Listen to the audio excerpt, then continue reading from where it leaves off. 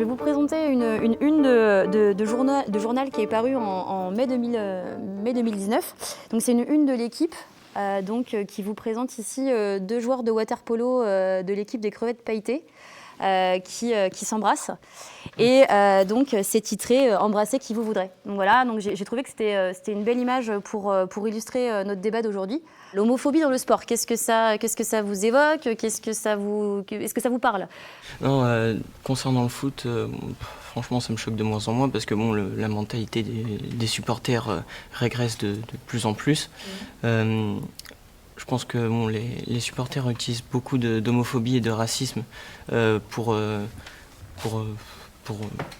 critiquer l'équipe adverse afin de provoquer. En fait, la personne qui va dire l'insulte, elle va pas forcément attaquer la communauté gay ou les gens de couleur noire, mais pour autant, les gens qui sont, eux, de couleur noire ou de communauté gay peuvent se sentir attaqués par ses propos, et je pense ont le droit de se sentir attaqués par ses propos parce que c'est à ce moment-là que notre liberté d'expression s'arrête. Au final, c'est quand on a une liberté d'expression, certes, on a une liberté de penser, mais à partir du moment où ça atteint la liberté des autres, c'est à ce moment-là qu'il y a la limite de la liberté d'expression. Et je pense vraiment que les personnes qui profèrent ces insultes-là ne se rendent pas compte de l'impact que ça peut avoir sur certaines communautés. C'est courant aujourd'hui d'être homosexuel, donc c'est courant, donc on n'a plus besoin d'être tabou là-dessus. Et je pense qu'on n'en parle pas assez, c'est pour ça qu'il y a un si gros truc autour de l'homophobie, tout ça, dans le sport, que tout le monde s'insulte, tout ça. Et je pense qu'on n'en parle pas assez, c'est pour ça que tout ça choque tout le monde en fait. Partout dans le monde, c'est la même chose. J'ai trouvé même des articles qui disent qu'en Japon, il y a un match qui est joué à stade vide à cause de ces propos racistes ou homophobes qui se sont faits. Donc je trouve qu'il n'y a pas forcément que la France ou que l'Europe. Enfin après, c'est vraiment quelque chose qu'on n'entend pas assez, mais quand on l'entend pendant une longue période et on ne fait rien. Je trouve qu'il n'y a pas assez de démarches qui sont faites pour ce sujet. L'année 2019, c'est l'année où moi j'ai le plus entendu parler de chants homophobes ou de cris racistes dans le sport. Voilà, c'est ça, c'est vrai, on en a beaucoup entendu parler. C'est arrivé, je crois, à plusieurs reprises, c'est arrivé en mars 2019, ça s'est répété en mai 2019, en août 2019. Il y a eu la polémique de Noël Le Graët, là, qui est le chef, enfin le directeur, le président de la Fédération française de football, qui classait effectivement, qui faisait une hiérarchisation entre racisme et homophobie. Effectivement, c'est quand même beaucoup revenu dans l'actualité, quoi. Être noir, être blanc, être métis, c'est une couleur de peau, rien de plus, rien de moins.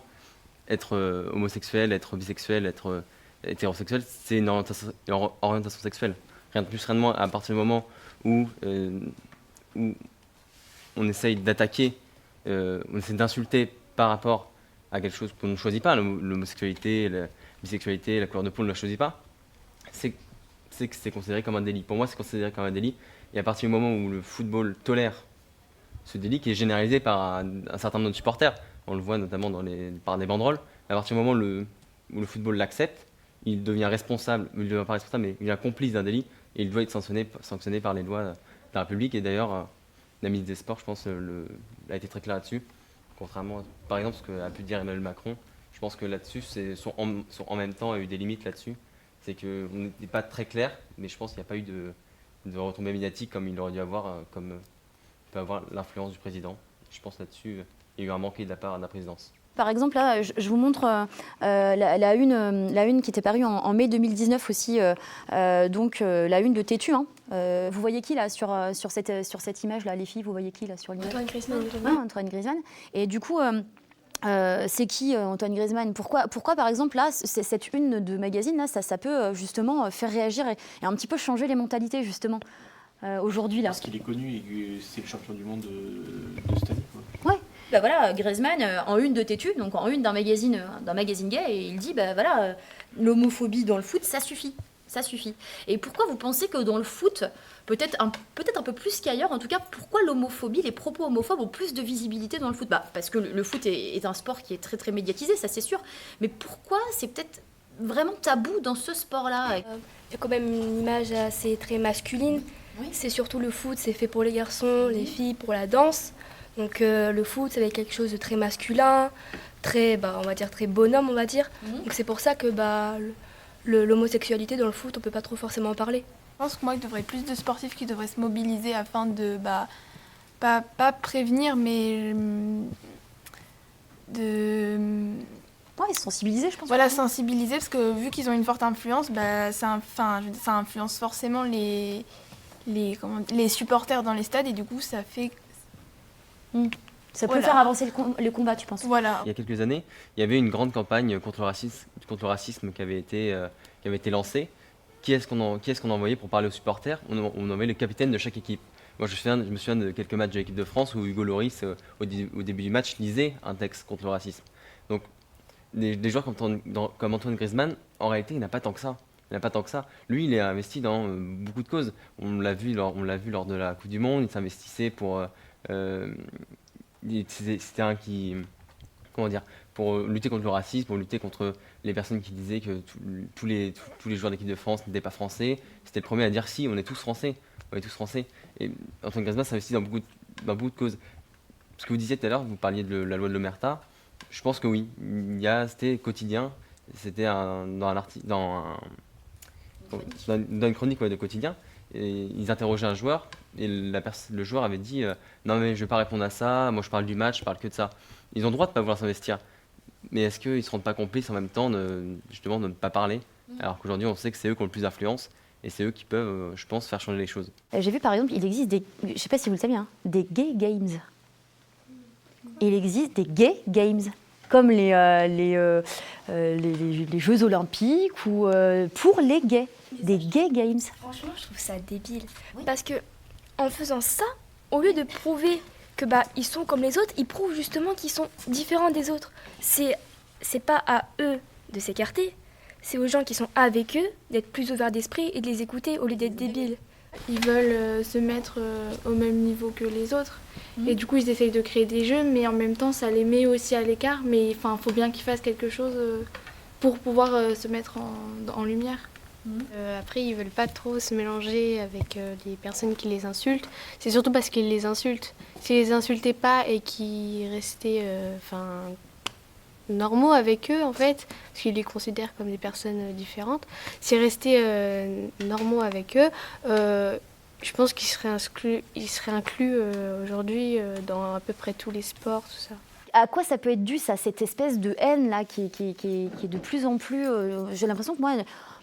On a un peu un déferlement de haine depuis quelques années là. À l'heure d'aujourd'hui, on voit qu'il y a beaucoup de propos homophobes, de propos racistes, etc. Mais au final, si avant il y en avait moins, c'est parce qu'avant les gays, par exemple, n'osaient pas ou n'osaient moins. Enfin, osaient moins. Oui, on les voyait moins. Voilà, on les voyait moins. C'était caché. Voilà, ils osaient moins se montrer, ils osaient moins dire oui, je suis gay, et alors? En fait, c'est ça. Je pense qu'on ne peut pas être totalement choqué en fait, sur le fait qu'il y ait beaucoup d'homophobes maintenant. Parce qu'on nous a toujours dit quand on était petit, c'est un homme qui va se marier avec une femme. On nous a jamais dit ça peut être deux hommes qui vont se marier ensemble ou que ça va être deux femmes. Donc on ne peut pas être totalement choqué. Mais après, c'est à nous d'avoir l'ouverture d'esprit nécessaire. Oui, puis ça vient de l'éducation aussi. Il y a des gens qui ne l'entendent pas, ça, chez eux. Moi, je suis pas d'accord avec toi dans le fait... de pas qu'on devrait pas être choqué, parce que justement plus plus le temps avance, plus justement ça devrait nous choquer qu'il y ait des propos homophobes. Pour moi ce que tu es en train de dire, ça veut dire que les propos homophobes sont entrés dans la normalité, et ça devrait pas être le cas. Tu vois ce que je veux dire? Pour moi, on devrait justement, plus ça passe, plus ça devrait nous choquer qu'il y ait des propos comme ça, et on devrait pas s'habituer à ces propos. Je pense que les gens qui profèrent des insultes homophobes dans les matchs de foot, par exemple, ils sont peut-être une minorité, mais on les voit beaucoup et on les entend beaucoup. Donc en fait, peut-être qu'il n'y a que quelques personnes qui font ça, mais vu que c'est très médiatisé, on a l'impression que c'est quelque chose qui est très répandu. Alors qu'en fait, il n'y a pas forcément beaucoup de monde qui pense ça et qui le dit. Ça, c'est plutôt intéressant ce qu'il dit, Ulysse, parce qu'en gros, il est en train de dire que finalement, peut-être on leur laisse trop de visibilité.